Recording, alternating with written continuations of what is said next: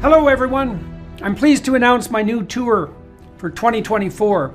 Beginning in early February and running through June, Tammy and I and an assortment of special guests are going to visit 51 cities in the US. You can find out more information about this on my website, jordanbpeterson.com, as well as accessing all relevant ticketing information. I'm going to use the tour to walk through some of the ideas I've been working on in my forthcoming book, out November 2024, We Who Wrestle with God. I'm looking forward to this. I'm thrilled to be able to do it again, and I'll be pleased to see all of you again soon. Bye-bye. In my 8th year of being in the United States as an illegal, I was awarded the Order of the Red Banner, the second highest decoration of the Soviet Union that had to be approved by the Central Committee of the party. And, you know, with that came a monetary award of 10,000, not rubles, but dollars. So there was an intellectual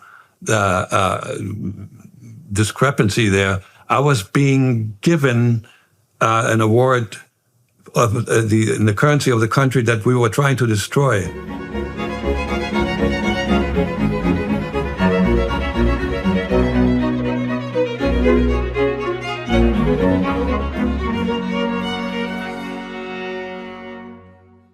Hello everyone. I had the privilege today to speak with one Jack Barsky, guy about my age, born in East Germany, raised in the depths of the communist catastrophe, swallowed the propaganda as a young man, hook, line, and sinker, and was recruited while he was pursuing his degree in chemistry, recruited by the KGB to act as a spy in the West. And he recounted his tale in a book called Deep Undercover, which was published in 2017, and shared all that with me today. His double life in the US, his eventual abandonment of the communist utopian intellectual project, his conversion, as it turns out, as a consequence of the love of his infant daughter, his work for the FBI, and his current enterprise now serving as a mentor to young people who might be attracted, say, by the utopian schemes of the intellectual ideologues. And so we walked through all of that, and that's very interesting. Welcome aboard. Mr. Barsky, I think what came to my mind as the first mystery when I went through your book was the conditions of your upbringing. You know, one of the things that's very mysterious, thankfully, to people in the West is how it was that young people in particular were enticed to swallow hook, line, and sinker the propaganda coming into Eastern Europe from Russia, especially because, and I don't know how much of this you knew when you were a child, but especially when there was such a stark difference between the material conditions in the West and compared to the Soviet Union and Eastern Europe, and there was some knowledge of that. So why don't you start by telling everyone what you experienced as a child and how you saw the world, you know, up to the point where you entered university? First of all, the communism didn't originate in Russia, as you know. It was a German invention, Karl Marx, right? And Lenin was the one who actually put this into practice. So there was still communist thinking, residual communist thinking in East Germany, and there were a lot of refugees when Hitler took over. They went to the Soviet Union and then came back and sort of took over rather quickly. So how did we buy what they were selling? There was nothing else on the market. There was no free market of ideas. It was a massive brainwashing from kindergarten on. And, you know, I tell people then if everybody, you know, that family, teachers, friends of friends, relatives tell you that the moon is made out of cheese, that becomes like part of their foundational knowledge of how the world operates. There was no God. There was just, there was just the idea, the romantic idea of communism becoming the force that will free all the suppressed nations in the world. And by the way, that is very easy to buy into. And I was 100%, by the time I left college, I was still 100% a communist. And a lot of my generation too.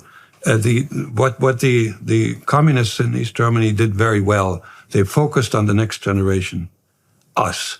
And particularly, they focused on the ones that had a really reasonably high level of intellect, because we were going to be the leaders of the future. And one more thing about the wealth of the West. Well, we weren't allowed to travel to the West. We sort of knew that they had a higher standard of living, but this was rationalized very quickly and easily, because the NATO countries, imperialist countries, were stealing the wealth from the third world, like the United States stole the bananas from Guatemala and so on. Right. Okay. So let me ask you some more specific questions about that. One of the things that you alluded to was that the idea that you were working for freedom of the oppressed was actually a powerful motivator. And so I want to unpack that a little bit. I mean, it's obvious when we look at the world, wherever we sit, that some people are more favored than others along any dimension of comparison you can possibly imagine. Now, Marx made the economic comparison primary, pointing out that, well, I suppose that the poor will be with us always, so to speak, but that, and it is definitely the case that difference in economic security and opportunity exists and is somewhat painful to all observers. I mean, I suppose there are some successful people who pride themselves on the fact that they have plenty while others have none and are pleased at that status differential. But my experience with decent, prosperous people is that even, and most particularly the decent, prosperous people, are still unhappy that there is poverty and suffering anywhere in the world, that there is even relative privation. And I would say it's part of the moral striving that's part and parcel of the human psychological landscape to want to remediate that. And so if the communists are offering some future vision where suffering is a thing of the past, then in some ways they're capitalizing on that longing in the human soul for suffering as such to be dispensed with. And so that makes it perfectly understandable.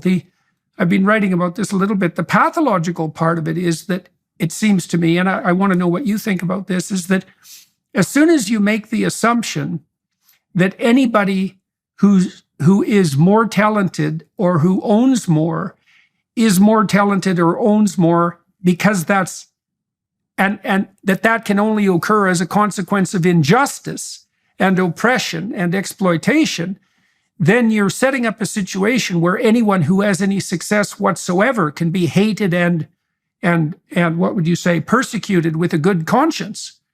And so I'm wondering, you must have thought about this a fair bit.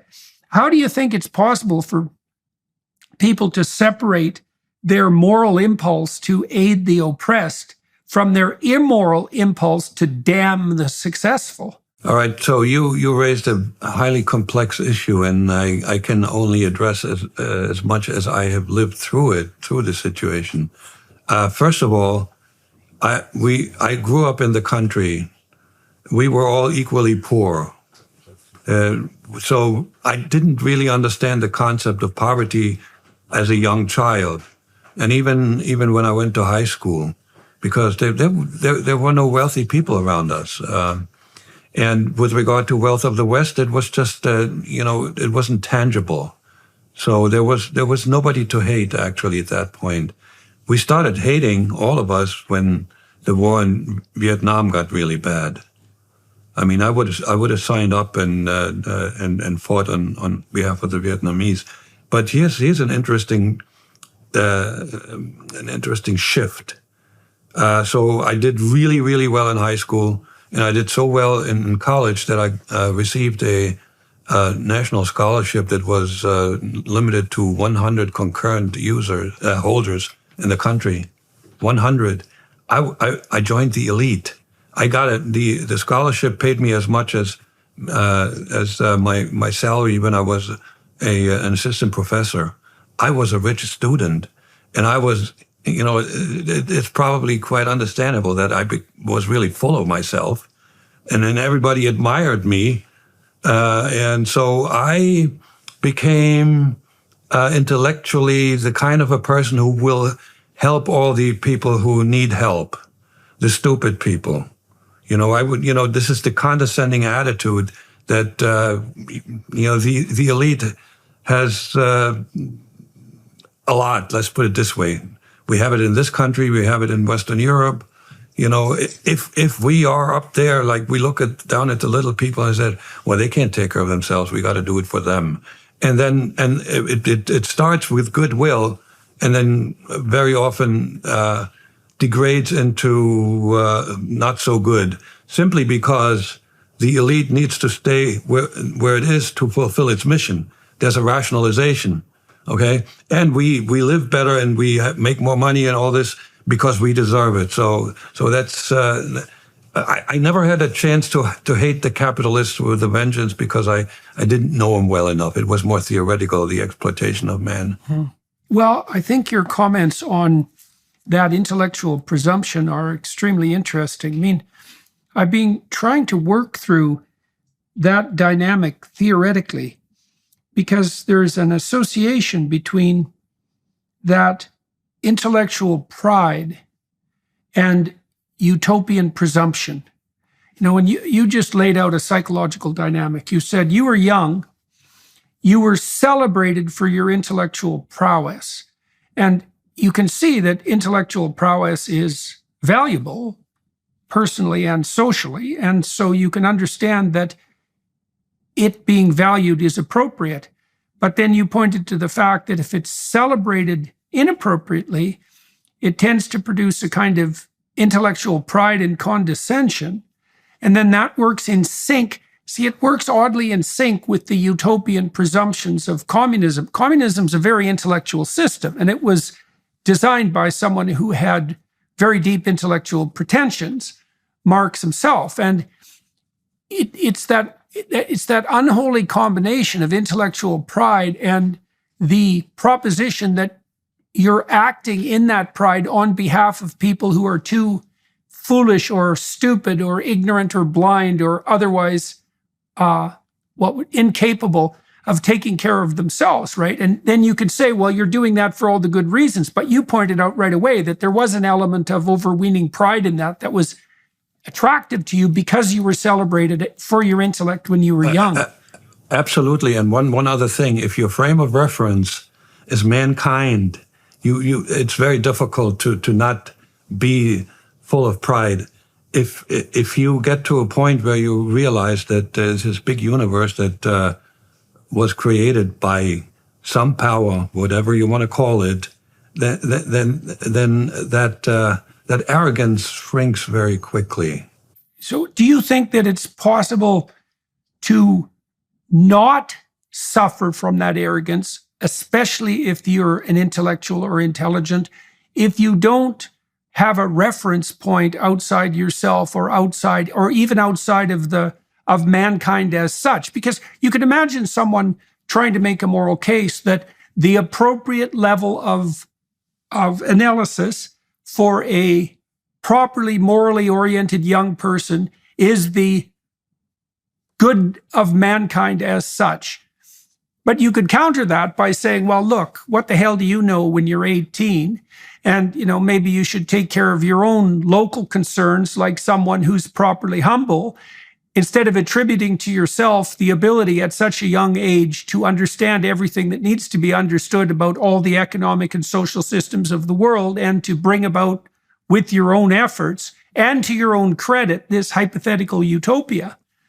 Yes, but here's the thing. I want to just contribute to this. I'm not necessarily chiming in with what you just brought up.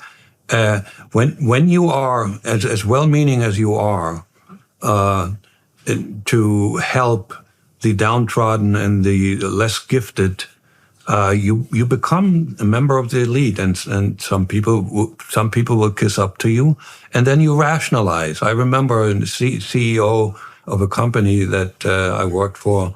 He had a chauffeur chauffeuring him all around all the time, and the rationalization was his time is too valuable. That is why elite also needs to have private airplanes, right? Because and this.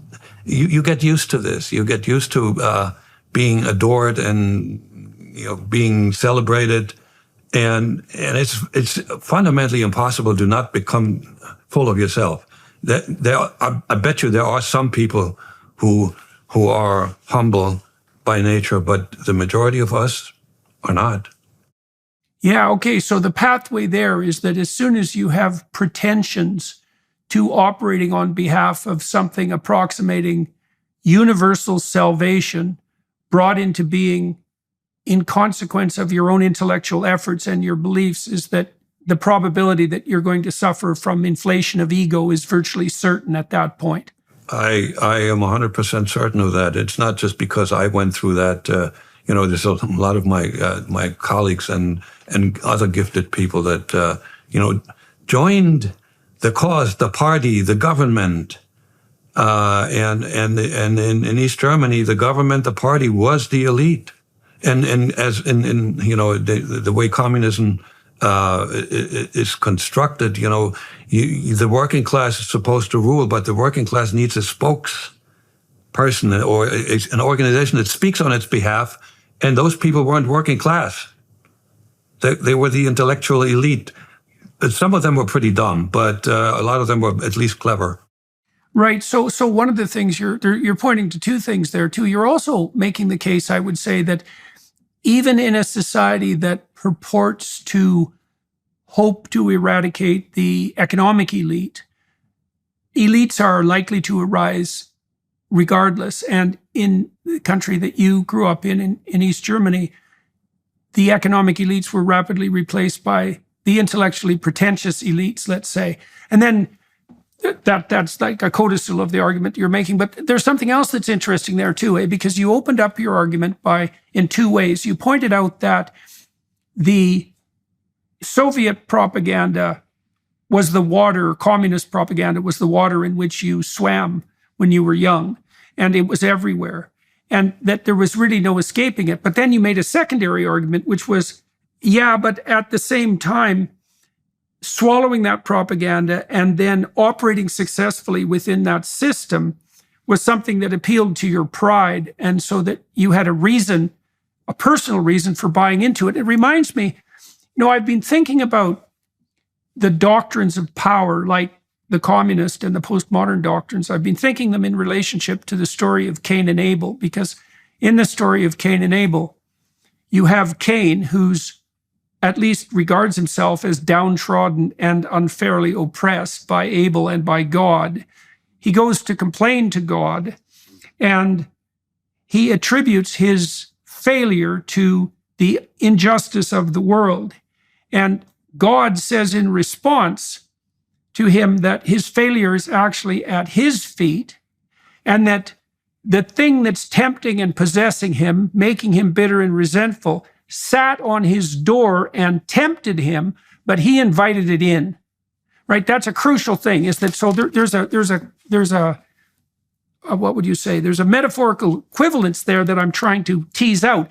On the one hand, you said you were fed a nonstop diet of propaganda, and I think increasingly that's the case for young people in the West.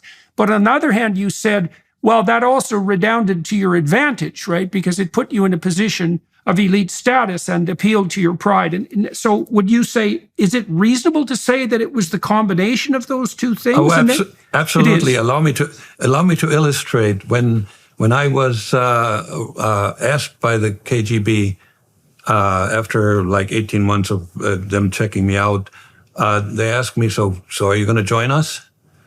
And I was really torn because, I knew I was going to have to take some inordinate risk. I knew I would have to say goodbye to my life that I was very comfortable with, and on and on and on. I knew that would have to stop playing basketball. It was a passion of mine. But the combination of knowing that I was going to be a hero for the cause and that I would be able to partake of the wealth in the West, okay? I would be able to travel, and I knew I would have a good life. As a matter of fact, they sold me this way. Said, "Well, you're going to live in big houses and drive, fancy cars." My God, that combination that actually made me say yes. Okay. So now you're bringing an additional element into the equation. So, I was just rereading Goethe's Faust the other day, and Faust is intellectually pretentious and sick of life. And Mephistopheles, the bargain Mephistopheles offers him is a combination of worldly pleasure and intellectual dominance, right?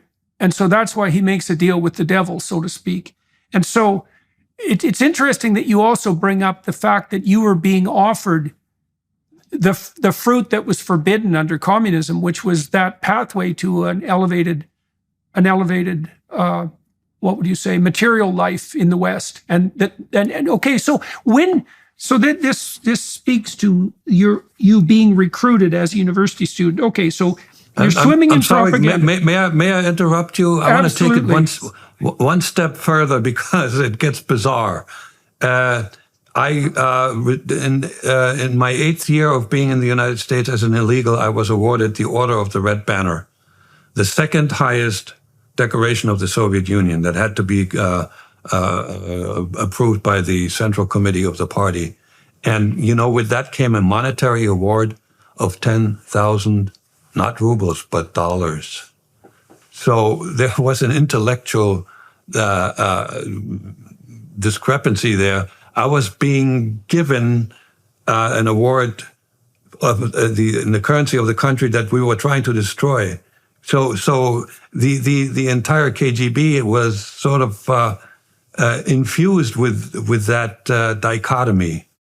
Well, I wanted to ask you about moral conundrums, but let's walk through your recruitment. Okay, so you're a young guy, you're smart.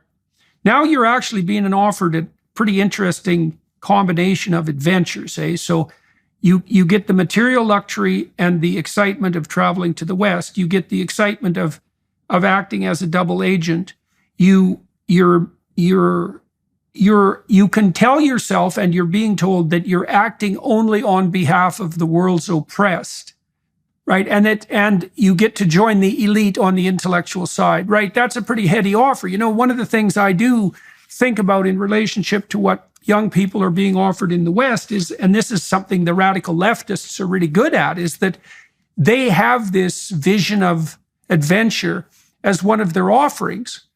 The conservatives tend to push back against the utopian presumptions of the left, but they don't offer as well developed a vision of, let's say, romantic adventure. And so I think they let the young people languish. Well, you're making the case that you were all being offered something that was pretty heady, right? I mean, you got to leave your country, you got to be an adventurer, you got to work for the poor, at least you got to tell yourself that. And that all redounded to your intellectual advantage and to your status. When you were, let's walk through the stages of your recruitment when you were in college and university. And I'm also interested, were you racked with moral conundrums while you were making the decision to work for the KGB? You just told me what they put on offer. Now, had you bought the propagandistic line completely, there wouldn't have been any moral conundrum because, of course, you would have been working for nothing but the good. But you already told me that I don't know if you became aware of this later or at the time, that your motives were contaminated by your own pride and also by your own, say, consumeristic desires. So what did you have to wrestle with morally when you were being recruited? Nothing. And I tell you, had I had a steady girlfriend or a wife at the time, that would have been something to really wrestle with. I did not wrestle with lying to my mother, because my mother was a very domineering disciplinarian, and I did not grow up in a loving family. The German words, ich liebe dich, I never heard as a child spoken one adult to another or one adult to me. So it was all very tough discipline.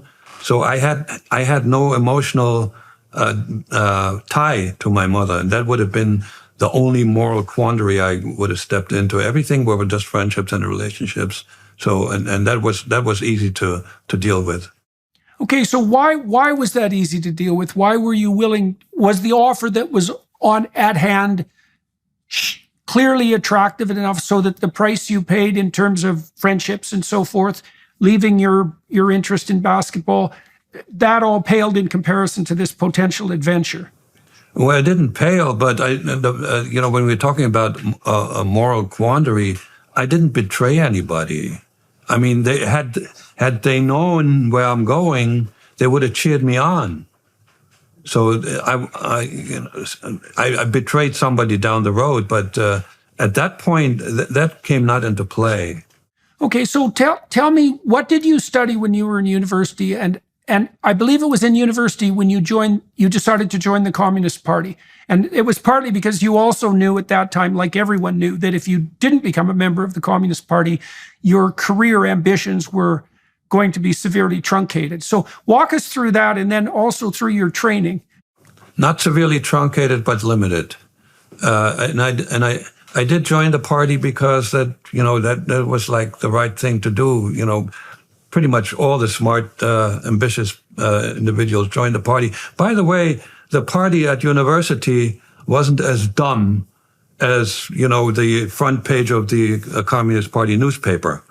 We were pretty open with one another. And there were people complaining about that our leaders really weren't the right leaders. So there was some openness and some camaraderie that wasn't so bad. And there was some tolerance of things that were forbidden, such as listening to Western radio stations. So the party was not a bad thing. But the funny thing is, I studied chemistry, but here's another piece of irony. We had one course in philosophy. It was called Scientific Marxism-Leninism. And so the thing is, we bought into this idea that Marxism-Leninism was a science just like on par with physics, because Marx discovered the laws that govern the evolution of human society. And we were just like helping out to bring about the end state, which is, the communist paradise on Earth. So, this was all very consistent, and I had no reason to question. Because of the elite status I had, why would I want to just like question the system that really treated me very well?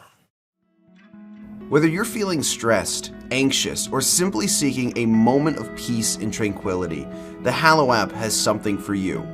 Hallow offers an incredible range of guided meditations and prayers that are designed to help you deepen your spirituality and strengthen your connection to God. With Hallow, you can explore different themes and types of prayer and meditation, such as gratitude, forgiveness, and centering prayer. You can also choose from different lengths of meditation to fit your schedule, whether you have a few minutes or an hour.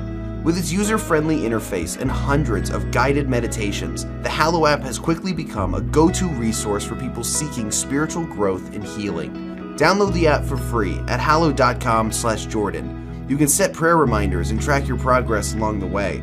Hallow is truly transformative and will help you connect with your faith on a deeper level. So what are you waiting for? Download the Hallow app today at hallow.com/Jordan. That's hallow.com/Jordan. hallow.com/Jordan for an exclusive 3-month free trial of all 10,000 plus prayers and meditations. Okay, so you joined the party when you were in college, and you were studying sciences, and you accepted the rationale that Marxism was a scientific discipline, and that its outcome in some ways was not only desirable but inevitable. You were speeding that along. You had your moral rationales for that. Lots of people believed that that was the case. And certainly almost everyone, at least made that claim in public. How did it come that you started to work specifically for the KGB? How did they find their potential partners and allies in Eastern Germany? For the life of me, I cannot trace back who actually suggested to the KGB or what suggested to the KGB to get in touch with me. My guess is that they had access to the files that the Stasi kept on every adult in the country. And if they did the same thing that the CIA has been doing for a long time. They recruited students at that were at universities, the quality universities. So that's a targeted search, and they come up to my record and say, "Wow, not only is he academically outstanding, he also is a party member. He plays basketball, and he's a student leader who leads the groups of students playing the guitar." So there was something there. I said, "We got to take a look at this guy." And so one day they knocked on the door. You could not apply, by the way, I wouldn't even know where the KGB was situated. There was no phone number. There was no address. So they sought out who they would want to talk to. And one day it happened that somebody came to visit me in a dorm room. I don't want to make the story too long. It was a German, and I thought it was Stasi, but it was not, because after some talk, he asked me just like one question, whether I would could imagine that one day after I graduate I would work for the government, and I read between the lines, and I gave him the answer he was looking for. I said, "Yeah, absolutely, but not as a chemist." So then he invited me to have lunch, or that's a big meal in Germany, at the number one restaurant in town. And as I see him sitting there, I walk into the restaurant. There's another person at the table, and I was a little bit hesitant. But he came. My first contact came up to me, led me to the table, and he said, "Oh, by the way, I would like to introduce Herman. We are cooperating with our Soviet comrades." And then he said goodbye. And that's how I landed with the KGB, because Herman was a Russian. So do you want to tell everybody who's watching and listening the difference between and the similarities between the Stasi and the KGB, and also why you ended up working specifically for the KGB rather than the Stasi? Well, I think the KGB got first dibs on candidates that they really wanted. KGB and Stasi were like big brother and little brother. They operated the same way.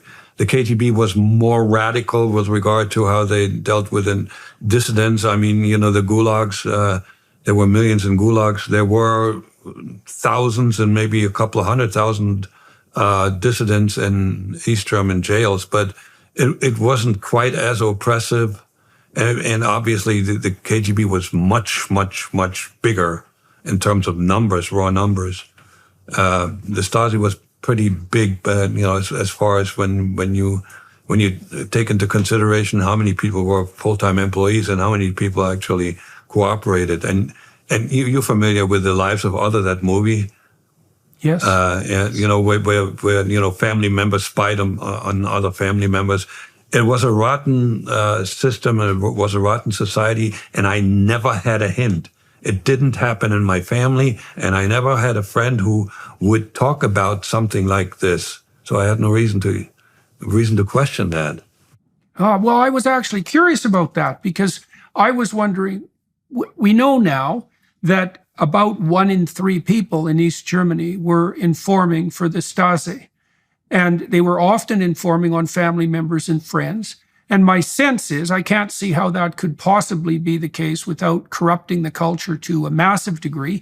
You mentioned earlier that you had a rather cold relationship with your mother, and So I was wondering, to what degree were family relationships in East Germany in general fragmented?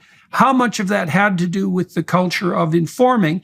And were you unaware of the fact that this culture of informing was so deep and had a corrupting influence on the culture at large? I was totally unaware. I lived in a bubble. How do you think it grew up- was that you had been protected from that? Well, I wasn't the only one. My best friend, who I still have a relationship with, he lived in the same bubble. Somehow, you see, but now something comes to mind. We had, amongst the student population, there were about 80 of us. We had a couple of guys that didn't fit in, and they weren't academically that great, but they were just like a pain in the neck. And they were eventually eliminated. And nobody would have had a problem reporting on those because they were in the way and they could become enemies, right? So there's a rationalization going on. So there was I actually had some exposure to particularly the fate of this one fellow who was expelled from university. But I tell you, the opposite. I had a roommate, a dorm roommate, who was one of the few people that openly confessed that he was a believing Catholic, and he was a good student. And and I was leader of the section of the Communist Party for the section chemistry. And when it came to a point where the decision was made who would go on for a doctorate, I thought he was a good guy, he was a smart guy, and asked him one question. I said, if you had to take up arms to defend the East German Democratic Republic, would you do it? And he said, yes, he has a doctorate. So there were some things, that you could move in the right direction. You had to be in the right environment, and university was not as stiff and not as, dogmatic with regard to communism. So once you had this interview at the cafe, and first of all, what was offered to you at the cafe, and then how did you start working with the KGB? Oh, no. Oh, sorry. Nothing was offered to me other than let's meet. Okay. So then I would meet Herman for like at least 6 months, just in his vehicle, and we would just talk a little bit, and he opened the curtain a little wider, and I understand that now that I have some, in hindsight, he would go back after a meeting and he would take notes because there was a KGB archivist who saw the files on me. There were like several binders, big binders. So after 6 months, he must have decided that I was worth pursuing further. And so we then met in an apartment, okay? And that's where he gave me some Western literature to read. And that's where we talked a little more about what it would be like to go to West Germany as an illegal. One thing that was very important for him to find out, and my situation in life really made that possible. He became an ersatz father. He was about 10 years older than me, and my dad was a weakling. He was 6 years younger than my mother. She was the domineering, the smart one. He couldn't play with me. He had polio, and we never had a father-son talk. And eventually he got out of that marriage and disappeared from my life. So I was grateful that I could talk to an older person, an older man, and I shared everything with him. I still remember, what I said, I'm so shy amongst the girls. I don't know. I just can't talk to the girls. He said, you keep one thing in mind. I still remember that. They are looking for men the same way you're looking for a woman. it didn't help much at the time.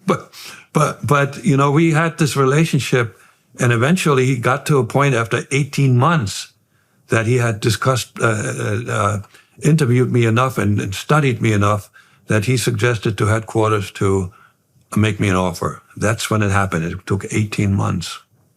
And one other thing, you being a psychologist, you'd be surprised that I never met a psychologist or somebody who studied people who worked for the KGB.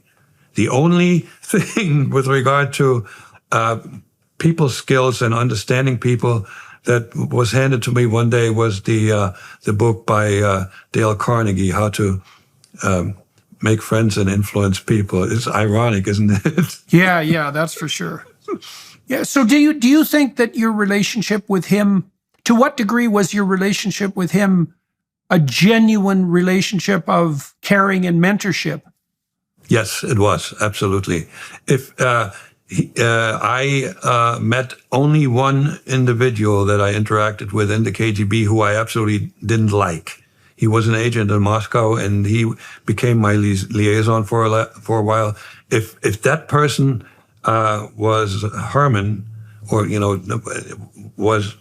played the role of Herman, I may have thought about the whole situation twice. This guy was a really wonderful guy. Were you excited about the fact that you were having these clandestine meetings in, first of all, a car, and why in a car, and then later in the apartment? Like, was that part of the adventure and intrigue that was an attractive element of what was unfolding? No, that part wasn't that exciting. No, what was really good for me that I had a secret. So I was even elevated higher than everybody else knew. So the pride increases, right? But Herman gave me some things to do, and they were not necessarily things that I comfortably did, such as, ringing a doorbell and under some pretense talk with the person who answers the bell to find out something about a relative of theirs in West Germany. That was hard, but my ambition didn't allow me to fail. I pulled it off. But that was unpleasant.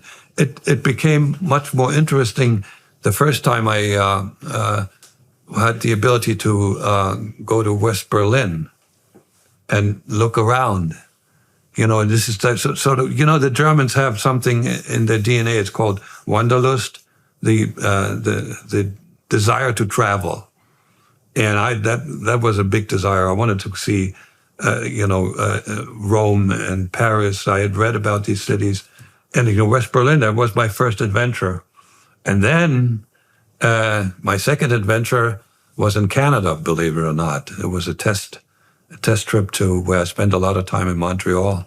All right, so what happened at 18 months? What kind of offer were you made, and how was that transformed into this trip to West Berlin? Yeah, so that was very interesting. Herman sent me to Berlin. He didn't tell me. Well, by the way, the KGB almost never gave me any background why they make a decision, this, that, or the other. There was nothing. There was no schedule, no planning, nothing they shared with me. It was ad hoc. They probably knew what they were doing. I didn't. So he sent me to Berlin for some additional training. So that's when I had my first clandestine meeting. When you go, that was a little bit of an adventure. When you go to a certain spot, meet somebody who you don't know what they look like, and you exchange keywords, so you're talking to the right person. And so he gave me some things to do. He gave me West German magazines to read.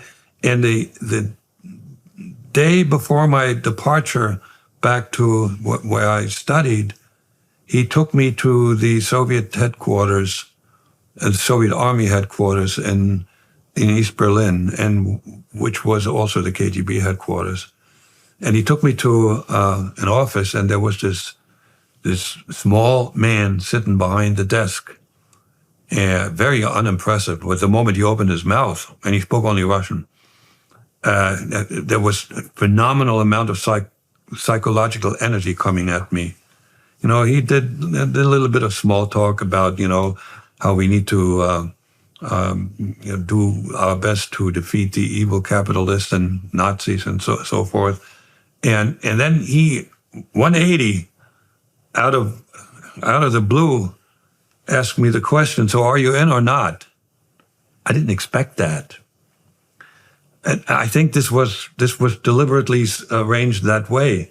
So I said, well, I don't know if I qualify, and I don't have any training. I didn't want to give an answer. I wasn't ready. I hadn't thought about it. And he said, you qualify, and we will train you. But there's one thing. There's one requirement, that we only work with people who can make big decisions very quickly. You have until tomorrow noon to give me an answer. That made for an interesting sleepless night. Right. And well, that's also an appeal to pride, because he's giving you the opportunity to demonstrate that you're one of those decisive people. So yeah, the good point. But decision or not, I was an academic, and I learned how to operate with logic, and I tried the logical arguments of this and that, and it came out 50-50. So this is when it started that in my life, my subconscious, my gut made the decision, and I said, oh yeah.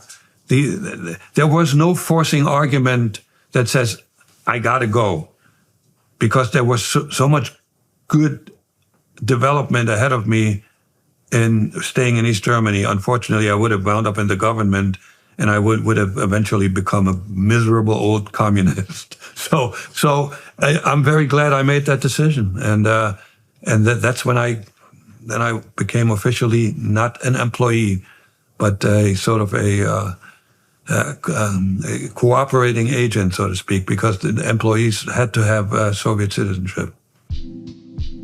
Starting a business can be tough, especially knowing how to run your online storefront. Thanks to Shopify, it's easier than ever. Shopify is the global commerce platform that helps you sell at every stage of your business. From the launch your online shop stage all the way to the did we just hit 1 million orders stage, Shopify's there to help you grow. Our marketing team uses Shopify every day to sell our merchandise, and we love how easy it is to add more items, ship products, and track conversions. Shopify helps you turn browsers into buyers with the internet's best converting checkout, up to 36% better compared to other leading commerce platforms.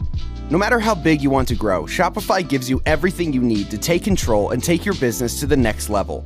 Sign up for a $1 per month trial period at shopify.com/JBP. Go to shopify.com/JBP now to grow your business no matter what stage you're at. That's shopify.com/JBP.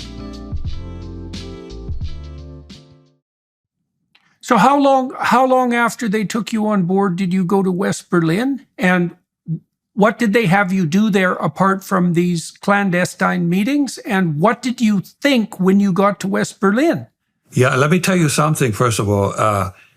When I thought I was in, so, I packed my bags and wound up in Berlin, I wasn't in yet. They were still testing me. So I meet my new handler, a different guy.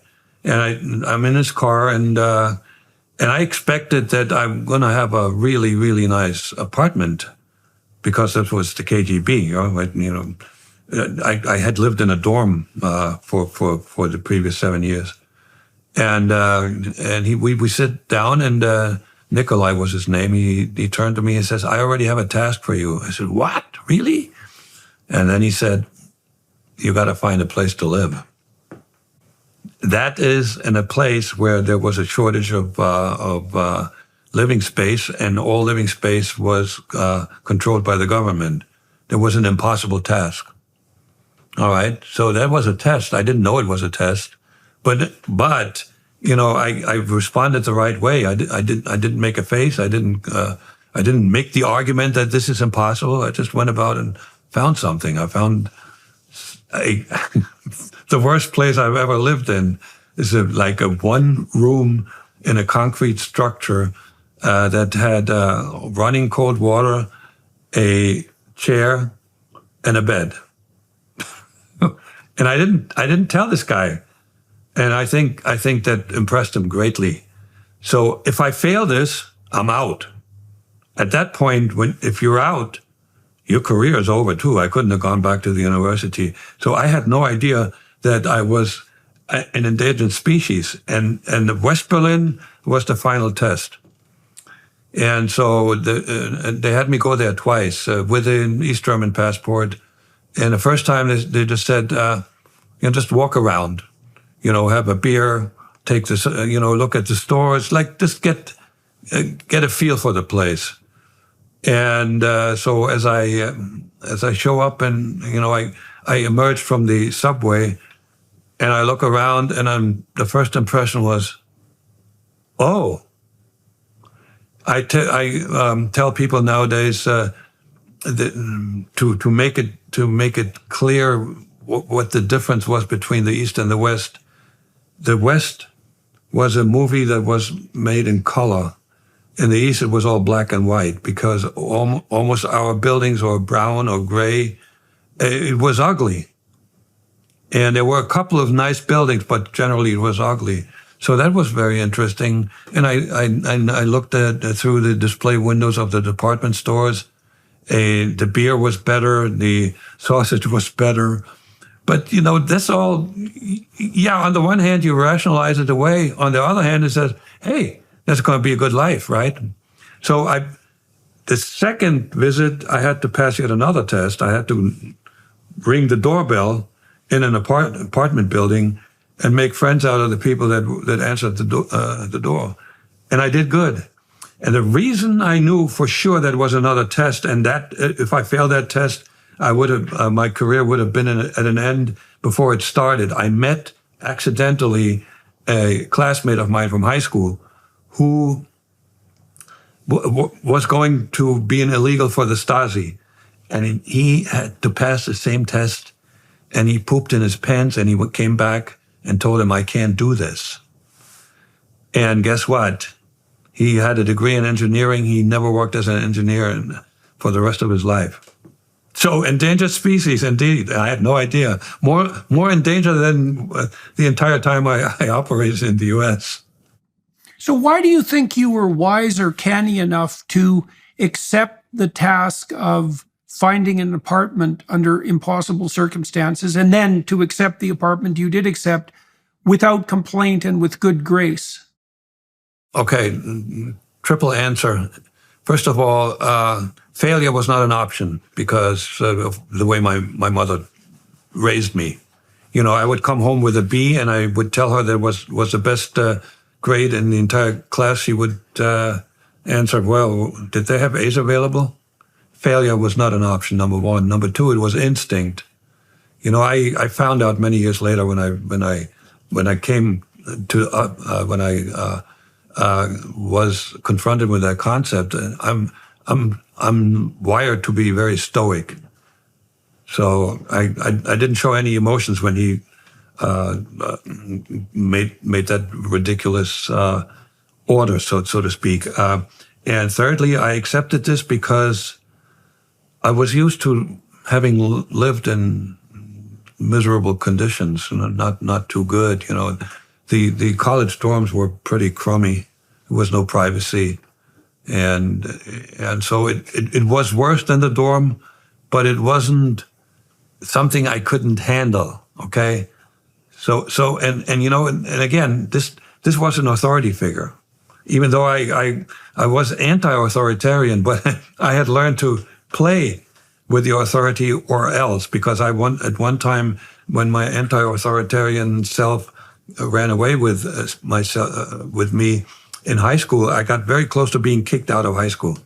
Severe reprimand in front of the student body. And I realized you got to play ball and you keep your feelings to yourself. Right. Okay. So how long after that did you end up in Montreal, and how did you establish yourself in North America?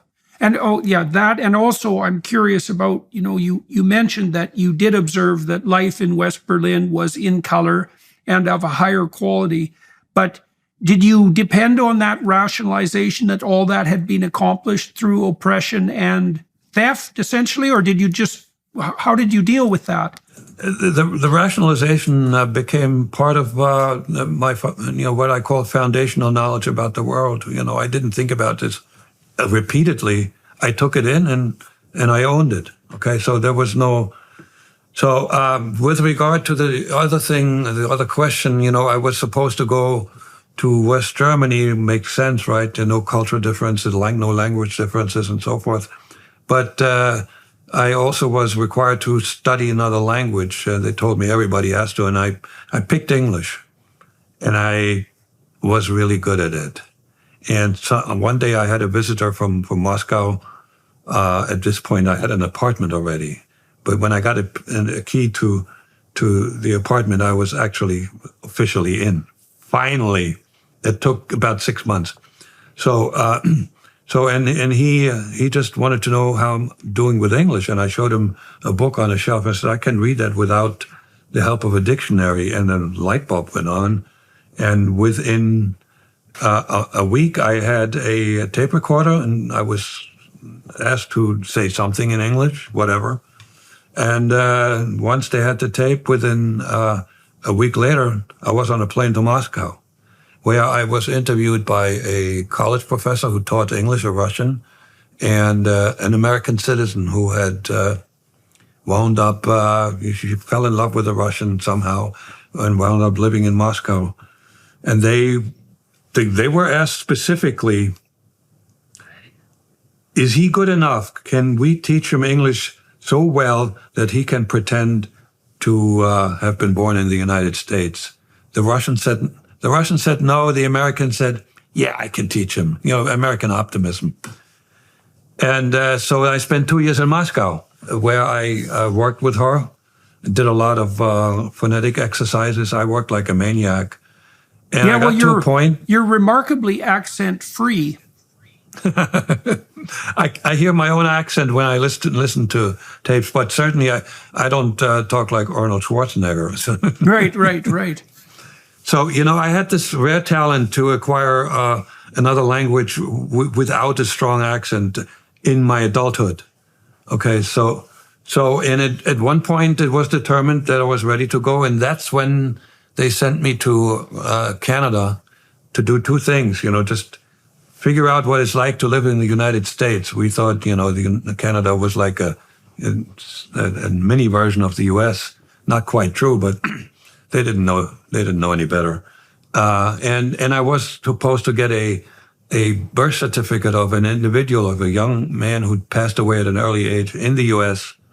And that was an interesting situation. I can talk all day, and I want to be careful not to go too far, because I want to make sure that we cover all the topics that are important to you. So bottom line is, I failed to get that birth certificate, and interestingly enough, here's a dead person who is asking through the mail to get his birth certificate. I should have been captured right then and there. I got lucky. So after close to a year, a diplomat, a KGB diplomat in Washington D.C. found the gravestone of Jack Barsky, who died at an early age, at the age of 11, and he was able to procure the birth certificate. And at that point, I was ready to go, and that was in 1978. 1978. Okay, so I was in Montreal not long after that. I moved there in 1984. It was a wonderful place to live, I thought. I really enjoyed Montreal. What was it like for you in Canada, there in Montreal? And how did you set up your North American life? You got your ID, obviously that was necessary. And what did the KGB have you do at this point? I mean, they were setting you up so you had a life in North America, and that was working successfully. Well, just to answer what it was like in Canada, I mostly I was a tourist, and I had a bar that I visited a lot, so I could talk with people, and I made some friends, a couple of friends. I had a French-Canadian girlfriend, And one thing I got to tell you, I was at the Forum when Guy Lafleur broke the record of most goals scored in a home game at the Forum in one season, and the Forum broke out in spontaneous applause. There was like 15 minutes. There was no game anymore. So that was great, and especially since I had learned to appreciate ice hockey while I lived in Moscow. But anyway, I came to the United States in the fall of '78, and my primary task was to take that birth certificate that I had and parlay that into bona fide American documentation, primarily a driver's license and a Social Security card, so you could live and work like a born American. I had a backstory that was yay long, that had me live on a farm for a long time and then eventually come to New York. It took close to a year for me to get these documents because the instructions that I got from the KGB did not work. They didn't have a clue how to do this. But, the reason that they picked somebody like me, I was creative. I was able to improvise. Don't want to get too much into details because it gets too long. And so then since I couldn't take my resume with me and my backstory had me grow up, work on a farm for many years, the best job I could find was bike messenger. I spent 4 years riding a bike and carrying packages in Manhattan. Well, that must have been exciting. It wasn't that bad. Yeah. Well, biking in Manhattan, that's no trivial operation. I'm sure you got to know the city real well. I got to know the city like the palm of my hand, and I also became a street urchin. I knocked ice cream cones out of pedestrians that were in my way. Yeah. And I interacted with a lot of very ordinary Americans that gave me an opportunity to actually become an American, because theoretically learning the language and talking to somebody who had lived in the United States doesn't make you an American. You have to watch them. You have to, what they talk about, what's important, and facial expressions, and body language and all that. Without that messenger job, I probably would have been busted too. I was lucky. It was by accident. And interestingly enough, I made enough money because I was not an employee. I didn't get minimum wage as a bike messenger. I got commission, and I made enough money to go get an apartment and hang out with people and so forth. And then without getting into detail, I was supposed to get a passport and then go back to Europe and establish a company. And the KGB was going to, they knew how to do this, move money into that company so that within 2-3 years I would go back to the United States with a few $1 million and repatriate that money and immediately become upper middle class and then become a really, really dangerous agent. Okay, so what were they so there's a lot of investment of time that you're putting into this. I mean, obviously, and the KGB is actually showing possibly a certain degree of patience. What exactly were they setting you up to accomplish? You said they were going to put you in an upper middle class position now that you had established yourself as American. What were they hoping that you could do for the Soviet Union? And they told me that finally my task was to operate in the realm of foreign policy, getting to know people who make foreign policy or at least influence foreign policy. That was only the partial truth.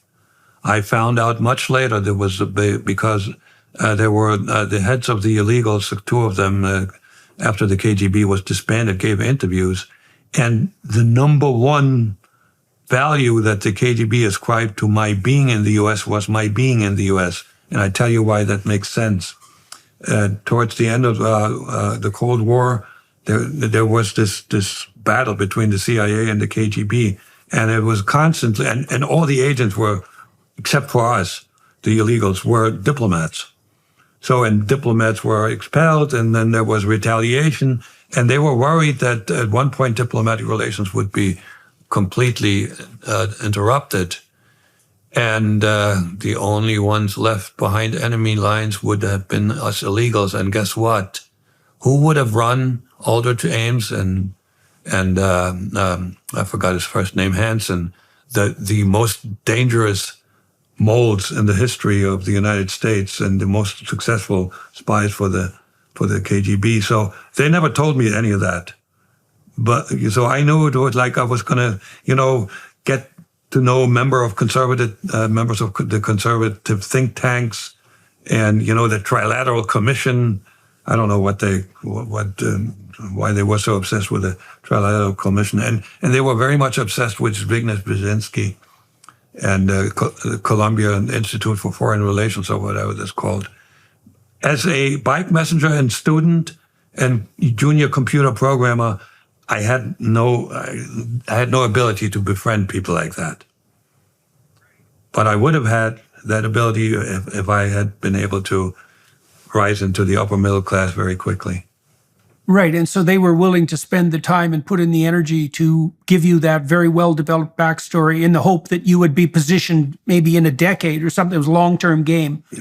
Yeah, they were not impatient. They actually were very, very appreciative of the fact that I improvised a lot and overcame obstacles. And, you don't get the Order of the Red Banner if you weren't doing really well. Right. So they were regarding all your maneuvering and your problem solving in North America as exactly what you should be doing. Now, you said, thank God that those plans didn't materialize. Now, so how did your career develop after that? And why are you pleased that the goal that was in mind for you didn't make itself manifest? Because I'm able to talk to one Dr. Jordan Peterson today. My life changed so radically for the best. God forbid I'm a successful KGB agent. The wall comes down. I'm saying, well, what's going on here? And then the Soviet Union falls apart. Now I'm stuck. I would not have notified the FBI of my existence. I would have gone back to Russia, and I would now live a very miserable life in Russia because I'd never served Russia. I served not even the Soviet Union. I served the communist cause. So, and I learned the truth. And as they say, the truth shall set you free. I'm a free citizen to the extent you still have all the freedoms that we're supposed to have. Right. Okay, so let's jump ahead. Now, you start working as a coder, if I remember correctly. Yes, sir, I did. Okay, and at some point you come to the attention of the FBI. How do you start that new career, and how do you come to the attention of the FBI? Well, I came to the attention of the FBI because of a betrayal, and this is another situation where I would, if the person was still alive, I would thank him on my knees for his betrayal. He was an archivist by his name of Vasily Mitrokin. He was an archivist in the KGB, and he had access to all the records because he managed the records. And he started reading those records, and he found out what an evil organization the KGB was. So he developed a severe hatred of the Soviet system and the KGB, and he figured out the only way to do damage is to copy some information. And over many years, he took handwritten small pieces of paper with handwritten notes on them in his underwear, in his shoes, in his socks, and then transcribed them and piled it all up and buried the material in the dacha. And in 1992, he wound up in Estonia at one of the British embassy, and told MI6 what he had.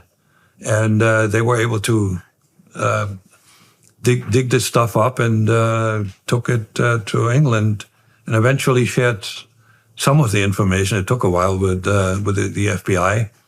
And amongst that enormous amount of data, there was a couple of sentences. There's a fellow named Jack Barsky who is an illegal KGB undercover agent. He lives in the northeast of the United States. And it didn't take the FBI very long to find me because, they looked at Social Security data, and there was only one Jack Barsky they found who got his Social Security card at the age of like 35 or something.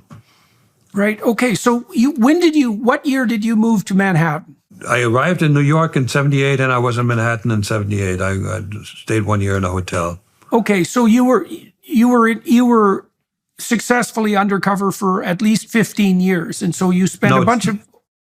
Oh, successfully undercover, not detected, was 19 years. 19 in the years, service, okay. In the service of the KGB, only 10 years. I resigned after 10 years. Oh, okay. So how did the resignation come about, and why? And you will understand that I'm given to understand that you have a great relationship with your daughter. So this is what happened. I had a girlfriend in the U.S. who I married without getting, again, too much into detail, and she decided to become pregnant. And I watched this little girl grow up. And when she turned 18 months, I knew I was in love with this girl. And I was so much in love with her that I could not imagine leaving her. And I tell people this is when the arrogant adventurer joined the human race. Oh, yes. Because this was an attack of unconditional love.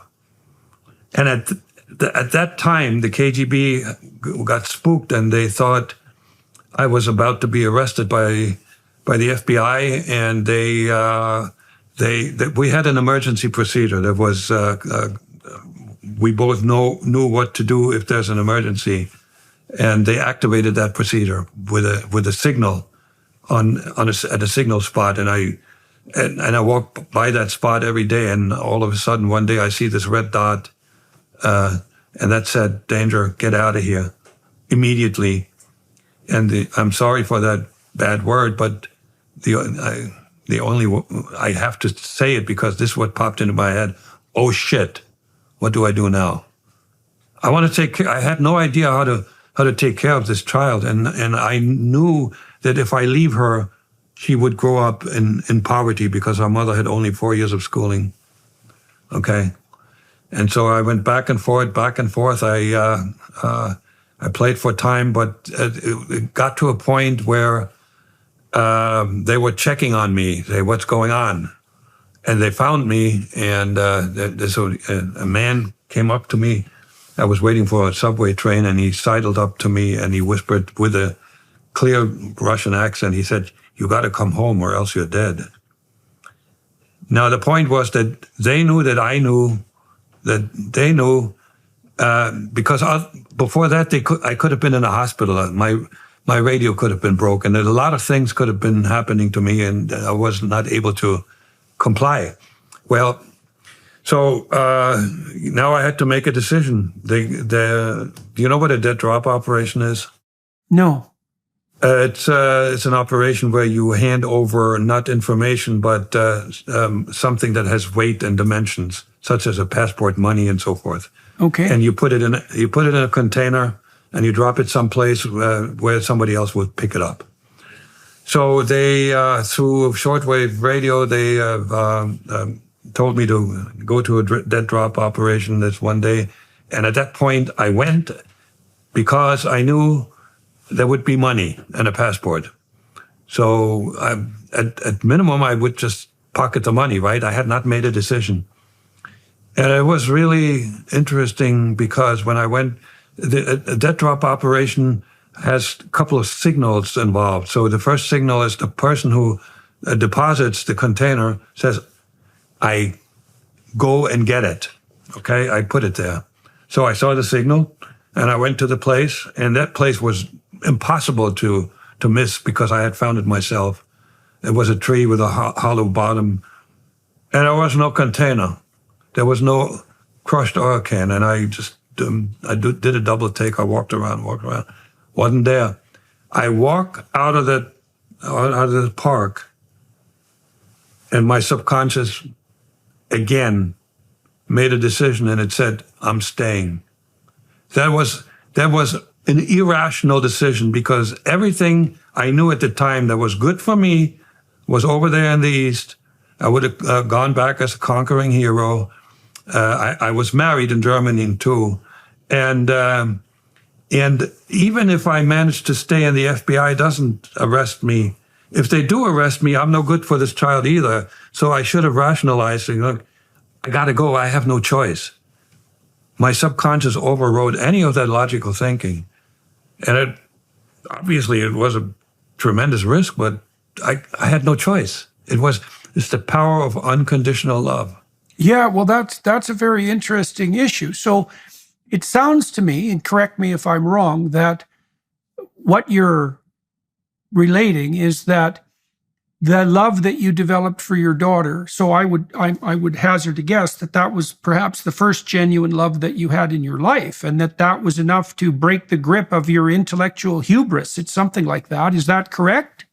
100% correct, because there was a point when this girl, she was about 5 years old, and she wasn't admitted to kindergarten because she was behind in her ability to speak.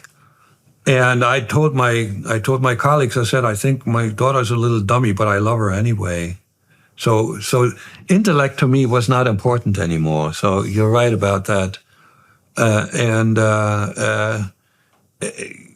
Yeah, the other times I was in love, it was passion, and there was obviously sex involved. There was no sex involved.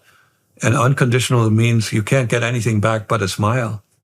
So how did you actually manage to get out? I mean, that must have been I can't understand why they let you out. And then let's discuss how you ended up working for the FBI. They hired themselves a brilliant guy with a brilliant subconscious, and it popped into my head and said, "Oh, wait a minute. I'll just tell him I can't come because I have HIV/AIDS." And since I knew have been brutally honest with everything, and since they didn't know that I had a child, I was certain of that. They couldn't think of a reason why I was lying to them. It worked. Okay. And so how did you come to the eventual attention of the FBI, and what did it mean that you worked for them? Okay, so first of all, I spent another 9 years working on my version of the American dream. I moved to the suburbs. We had another child. I moved to another house, and eventually wound up in a McMansion. So yeah, I had checked out of the political thinking, philosophical thinking. I was more into consumerism and doing good things for the family.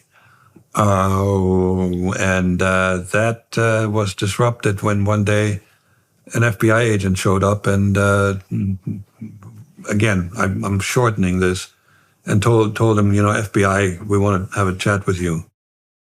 I had forgotten at that point. I had put this in the way back in memory, never to be accessed again, that I once was an agent. So that came right back, bam. So you had fallen right into life as an American at that point, and to this new identity. Oh yeah, absolutely, yeah. And I knew I would never go see Germany again. I would never apply for a passport again. I didn't want to risk that. So I would, live a decent life, have a great career. I was making more and more money, and retire, play golf. Right. So you joined the upper middle class in any case. Yes, I did. And so the FBI, how did the FBI find you? And then what did they want from you? Well, what they wanted from me, it wasn't quite clear initially, but they knew that they couldn't. Wait a minute. Did they know that I was already declared dead? I can't. But in our first interview, I told them that I don't exist in Germany anymore, so they couldn't turn me. Okay, that would have been and they also, no, now I remember, they found out after observing me for 2 years that I wasn't active anymore. So I was not a target to be turned, but I was a target to be debriefed in the greatest of detail. I spent hours and hours talking with the agent who interviewed me about every single detail in my life. And apparently that is very useful because even, the successors of the KGB, who were they trained by? KGB agent. There's a DNA organizational DNA that's handed down. The information that I gave them was considered very, very useful. And one other thing, at the time when they caught up with me, Hansen and Ames were still operational. No, they had been caught, I'm sorry. But there were concerns that there were other moles and that I might be running one of them. So sometimes finding out a negative is actually a really good thing. The fact of the matter, the FBI leadership was so impressed with what the FBI team did that the lead agent got a commendation by the head of the FBI. So it is what it is. I'm not making that up. You ask them, they will tell you that was really good information that I was able to give them. So what do you think it was that you provided to them that they found so useful? What makes for an illegal? What kinds of people the KGB was recruiting? Turns out that CIA is recruiting the same type of people. Right. Well, that makes sense. I have friends in the CIA, and it's almost identical. There's a list of character traits that things that you're born with rather than you acquire, not skills. Yeah. That the KGB was looking for, and I shared that list with a retired CIA agent, and he said, "Well, we had the same list." But this confirmationism is important for counterintelligence, and to what extent that is specifically useful, as far as the psychology is concerned, I don't know. That I don't know the details. I was also given a test by two eminent psychologists on a contract with the FBI. They gave me two days of test, and the lady who gave me the Rorschach test, her claim to fame was that she also analyzed the Unabomber, and when she was done, she said, "I have never interviewed somebody who had that many stories to tell about these damn ink blots." Right. So it's creativity, right? Mm-hmm. I had to be creative to be successful. When you look back over your career, I've got two questions for you. I want to know, when you look back over the course of your life, what do you regret and what are you thankful for? And I'm also interested. Now, you had immersed yourself in this value and belief system that characterized communism. You obviously abandoned your allegiance to that in favor of, at least in part, in favor of the relationship with your daughter, but you also make allusions in your book to starting to study other philosophical matters and religious matters. And so, first question is, when you look back on your life and your career, how do you evaluate what you did and where you ended up ethically and morally? And second, how did you, when you abandoned your allegiance to the utopian vision of the communists and you started inquiring philosophically and theologically into other domains, what did you conclude? No, very good question. The one thing I regret is that the woman I loved in Germany, when I decided not to go back to my German family, it was because of the love for a child, but I abandoned that woman, and I loved her, and I broke my promise. That can't be undone, and that's really the most regret I have. I don't regret anything that I did as an illegal agent, simply because I was never told whether, let's say, some of the people that I pointed to for possible recruits were recruited, what happened to them. I have no knowledge of what I should regret if there was something else. So what so there's I really no specific regret, guilt that you carry for the things that you, partly because you don't know what the consequences of them were. Yes, they never once congratulated me on a tip that I gave them. I never got any feedback, period. Okay, that's one of the weaknesses of the KGB, by the way, because if you have to make decisions on your own all the time and you don't have a proper frame of reference, you wind up making bad decisions. Right. Without the broad, well, that's the problem with not informing people, right? Is you have no context to guide you when you're making decisions. Yeah, and that secrecy was rooted in the revolutionary background of the KGB. You know, the cell structure. You know, okay.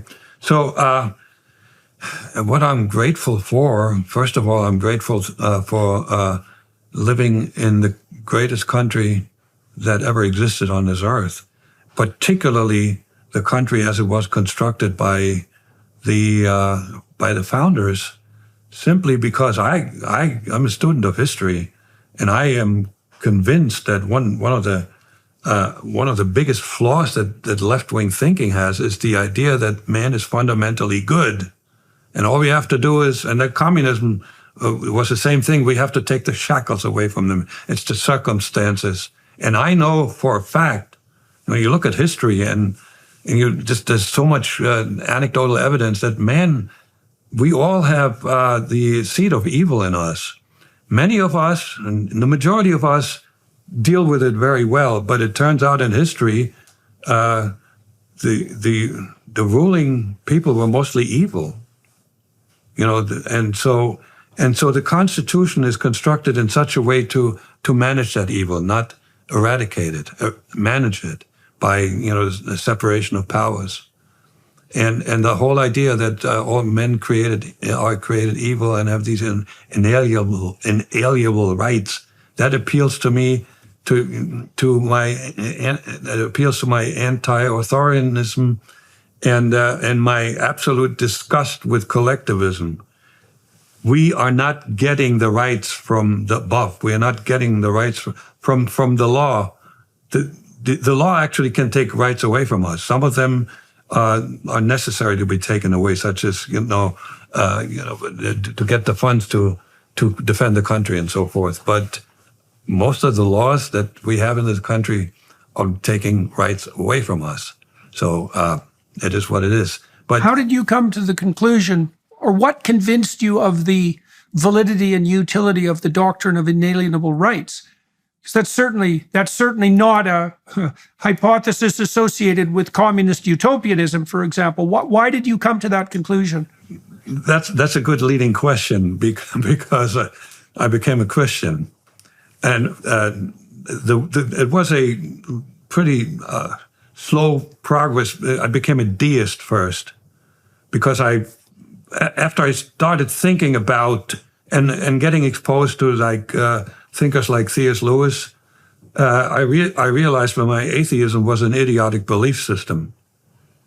You know, to just believe that the universe just exploded out of nothing and then ordered itself in a way that we have all this complexity, that makes perfectly no sense. And let's assume even it was already there. You know, it violates the third law of thermodynamics when a closed system, which the universe is ultimately a closed system, will tend towards disorder. So where does the order come from? So there was a logic behind me becoming a deist, and then the love word came into play again. I was evangelized by a woman that I hired, but I didn't become a Christian because I wanted to marry her. She opened my eyes to the Bible, and I started. The first time she quoted me something out of the Bible, I said, "Oh, wait a minute! This is the most widely read book in the history of mankind with no close second, and I don't know anything about it. So we did some Bible study, and then she invited me to church. And at that time, the love word came back into play. I was in a really, really bad divorce with the woman that I had married and that had the daughter that I was in love with. She went mentally ill, and it was a lengthy divorce, and I was the only time in my life I was actually depressed. And this young lady who I secretly courted, I was in love with her. She didn't know that. She invited me to the church. And as it happens so often, when you go to church and you listen to the pastor, you know he was talking to you because he was talking about the love of God. So why do you think, okay, so what do you make of love then? You know, you said that the first time it really transformed you was a consequence of whatever manifested itself to you and your daughter. And the effect of love on your life was, what would you say? It was outside of the domain of mere rationality. And so what do you make of the transforming power of that love? And how does that fit into your intellectual apprehension? Love to me is the strongest emotion that humans can have. And we are ultimately emotional beings. So when they say love conquers all, I have proof. And as I embraced the faith and as I realized what God did for us, I've become a real loving person. Loving even the ones that you don't like, because the love is something that says something about yourself. If you can love the unlikable, that makes you whole, so to speak. And you know the love of the life of Jesus is so phenomenal. The way I would like to be living and be seen. At least I'm trying to get to that point, and I think I've traveled a long way. And one of the things that made a huge difference in my life the last year, coming to Texas and being around a lot of loving, wonderful people and great churches that are not afraid to talk about what's going on in society these days. Not cowardly like many others that I've visited. So let me. I'm going to talk for everybody watching and listening. I'm going to talk for another half an hour with Jack on the Daily Wire side, and I think we'll probably go deeper into this issue of faith because we've covered a fair bit of his autobiography, which is what I often do.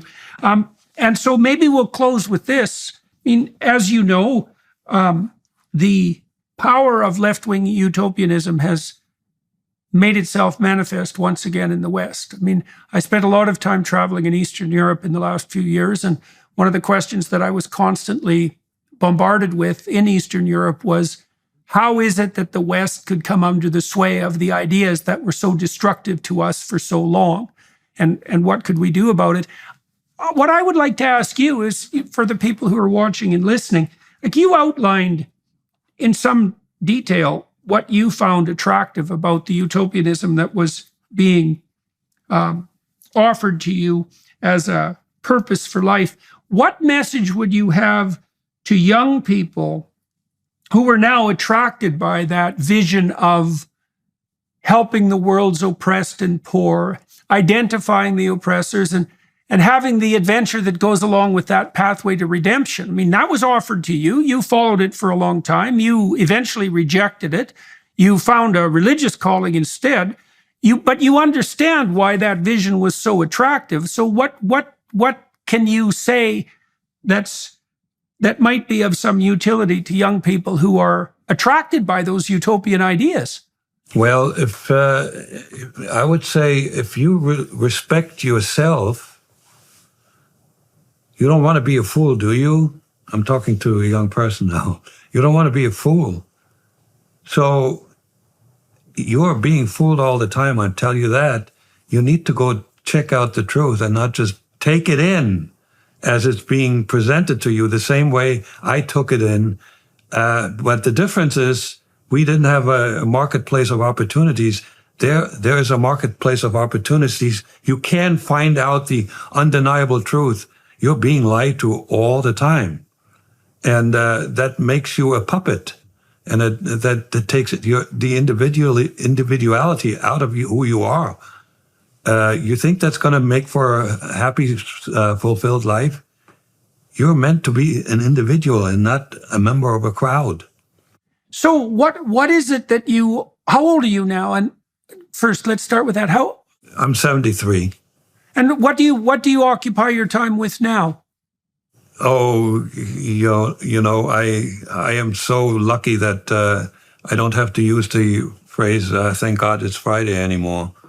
I get to create. I write, I do public speaking, and I just developed a master class that I call Applied Spycology that is primarily going to be talking to young people, mostly men, I think. And I think, another voice like that is sort of side by side next to you is probably not competition. I think it's a good thing to have.